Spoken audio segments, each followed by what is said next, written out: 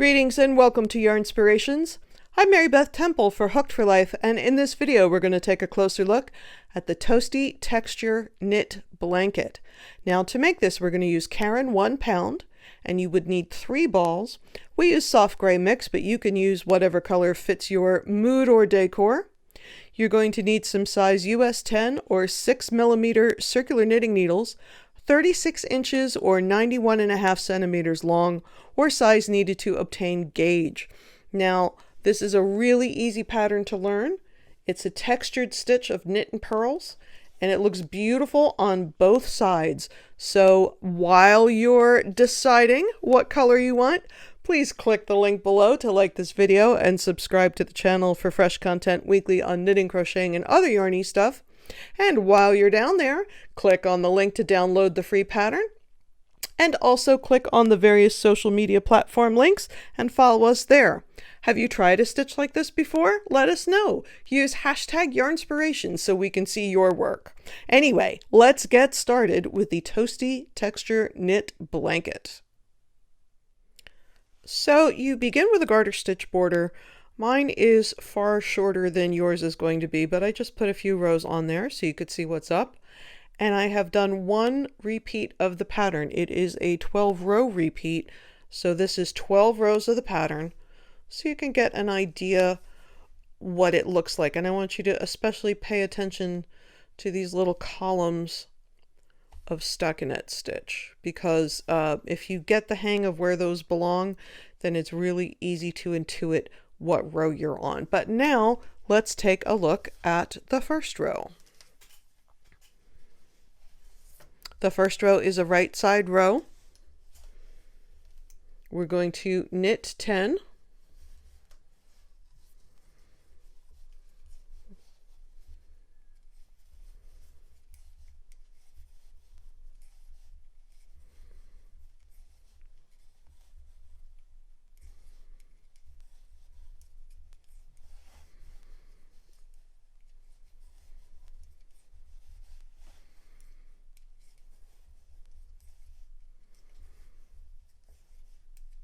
Now I'm going to count, make sure I didn't get too carried away here. 1, 2, 3, 5, 6, 7, 8, 9, 10.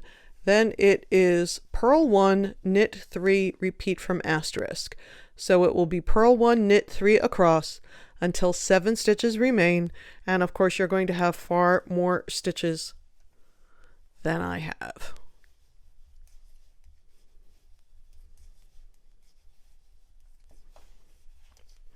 Purl 1, knit 3.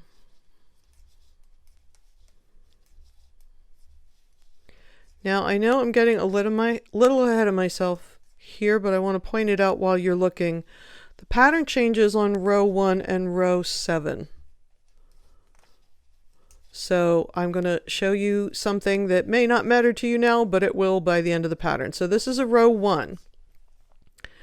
And I just said that the pattern changed. Let me just finish up the row real quick. Purl 1, knit 3, 1, 2, 3 to last 7 stitches. Let's count, make sure we have 7. 1, 2, 3, 4, 5, 6, 7, and knit those last 7 stitches.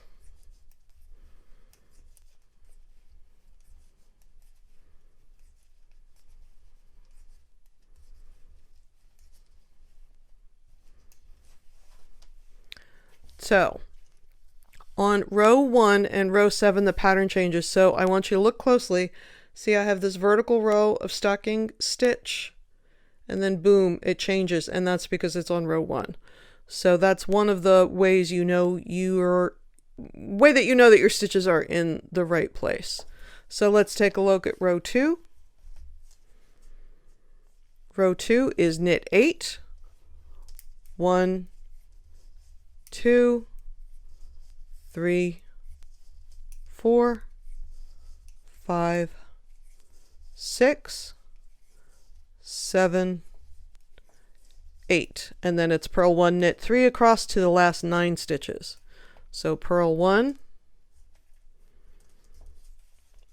knit 3, 1, 2, 3.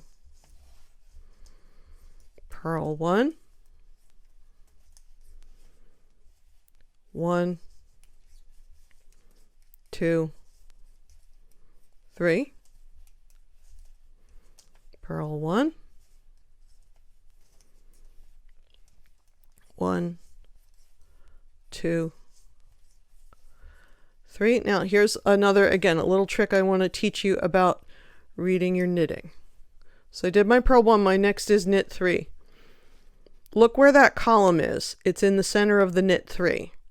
So not on row 1, which is a change row, and not on row 7, which is a change row, but on all the other rows, when you're knitting 3, you're going to have that column of stocking stitch on the second of your 3 stitches. So that's a really good little piece of information to have, so that if you're interrupted somehow and you have to come back to your work and you go, oh heck, I don't know where I was, the knit 3 is going to center over that column, except for row 1 and row 7. So I have done that all the way across until I have 9 stitches. 1, 2, 3, 4, 5, 6, 7, 8, 9, and then it's purl 1, knit 8.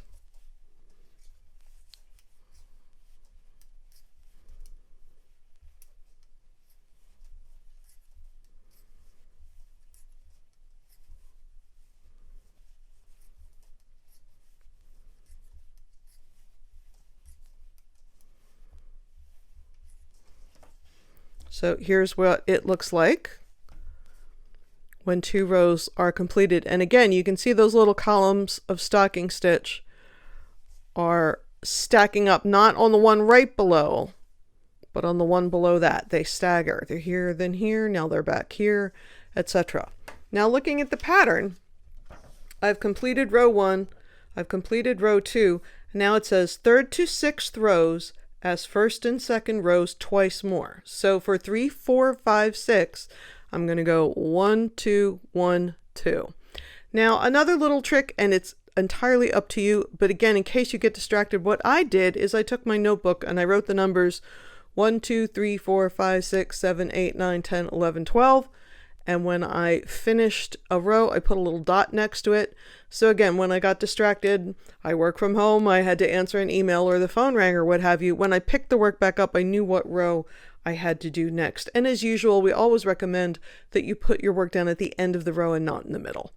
But that's just an everyday thing. So I'm going to do 3, 4, 5, 6, which is 1, 2, 1, 2. And then we're going to come back and do 7 on camera because that's the other change row. I'll be right back. So I have just completed rows 1 through 6. And here's my other column of stocking stitch that you can still see building up right there. And now I'm moving on to row 7, which is a change row. Now the other thing I want you to notice, here's row 1, here's row 2, here's row 7, here's row 8. Do they look familiar? 1 and 8 are the same, and 2 and 7 are the same. And so really, once you learn these 2 rows, all you're doing is working 6 of them in a row and then flipping them over and working the other 6 in a row. So let's take a look at row 7. So remember, 7 is a change row, so we're going to break up these columns of stocking stitch while we're at it. So row 7, knit 8, 1, 2, 3, 4, 5, 6, 7, 8. Purl 1, knit 3 across to last 9 stitches. Purl 1, breaking up that stocking stitch column, knit 3, 1, 2, 3, and I'm not looking for a new stocking stitch column here because it's a change row. It's number 7. Purl, knit 3, 1, 2, 3. Once again, your blanket is going to be far bigger than my little swatch that I'm working on here on camera, although I literally was just thinking how much I like the stitch pattern and maybe this needs to be a scarf when I'm done.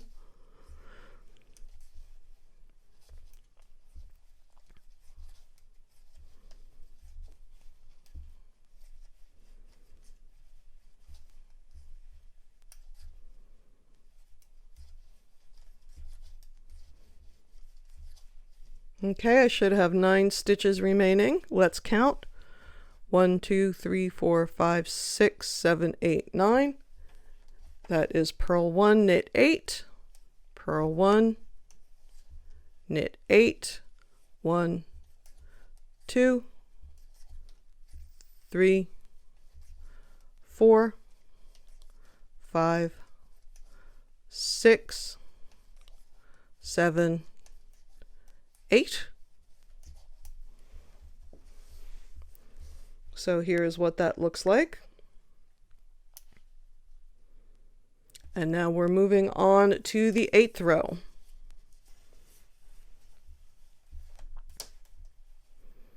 Knit 10. 1, 2, 3, 4, 5, 6, 7, 8, 9, 10, and I'm double counting 1, 2, 3, 4, 5, 6, 7, 8, 9, 10, and then we will do purl 1, knit 3 across to the last 7 stitches. Purl 1, knit 3, whoops, purl 1, knit 3,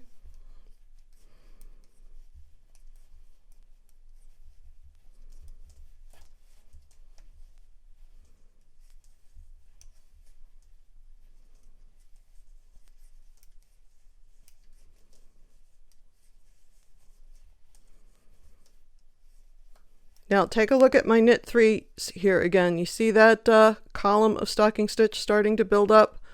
That's what I was talking about earlier. 1, 2, that column falls on 2. 3. There it is again. 1, 2. See it? 3. But not on the change rows, which are 1 and 7.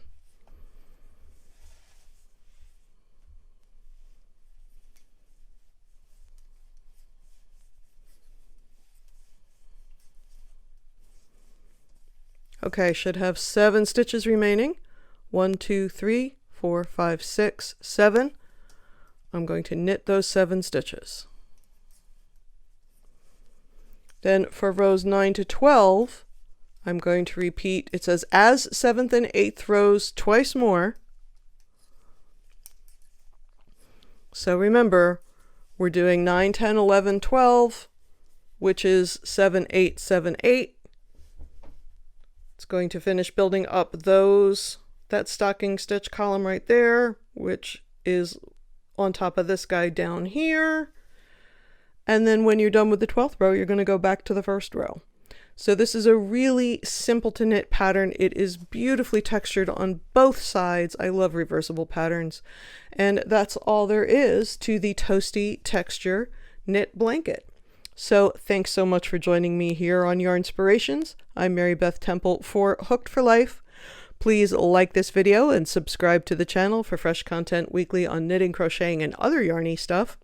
Feel free to click on one of those links below to follow us on the social media platform of your choice. And if you want us to see what you're working on, please use #Yarnspirations. We'd love to see you work on this toasty texture stitch. Thanks so much for joining me. Bye-bye.